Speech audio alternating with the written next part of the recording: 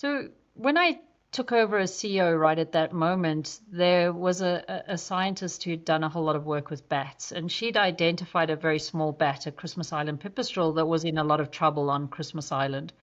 And basically, an invasive ant species was killing these little bats. And every night, the bats would come back to the same roost space, and this big ant called crazy yellow ants were killing them. And she had plotted the population, and if you put a line through it, you could see we would lose this population somewhere around the end of 2009. And the government responded in early 2009. They put out a tender.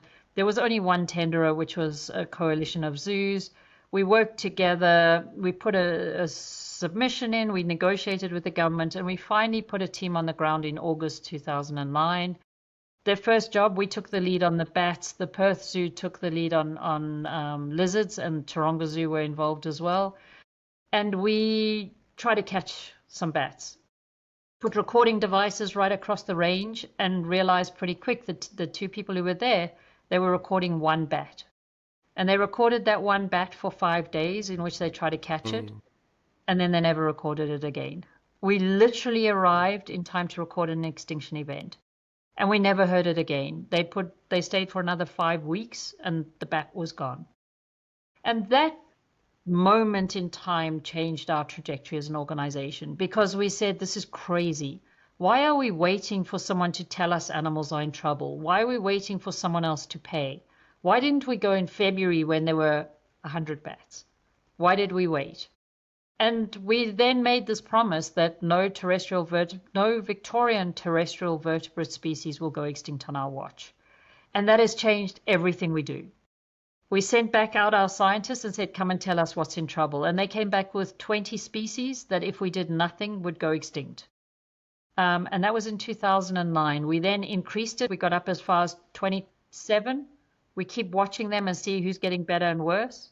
Here's the good news. The criteria we used then was, what would we lose in 5 years if we do nothing? And that's what gave us the first 20. It's now 16 years later. We haven't lost one.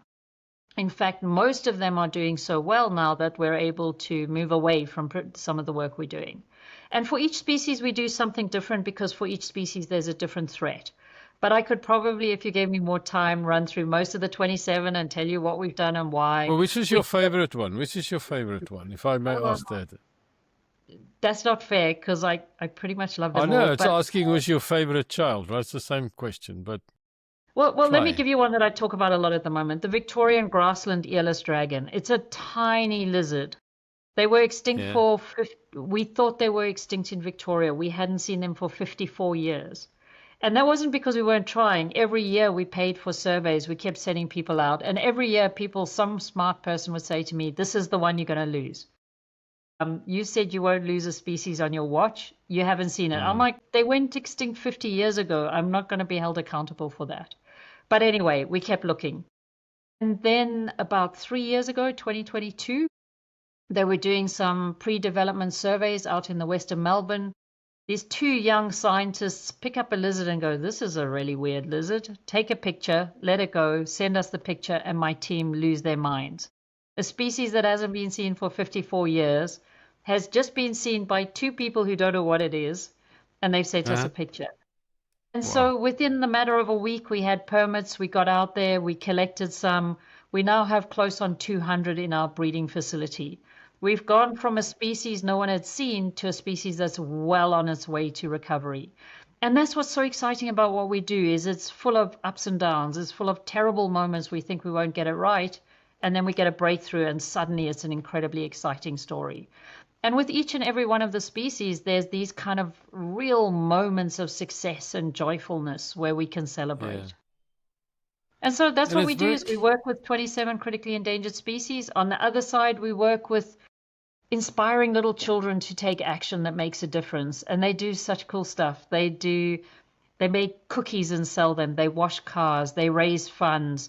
Right now we have bushfires burning and kids are raising funds to look after wildlife. Little kids know we need to do this and they really want to do it. And we're just there to try and enable that and make it work.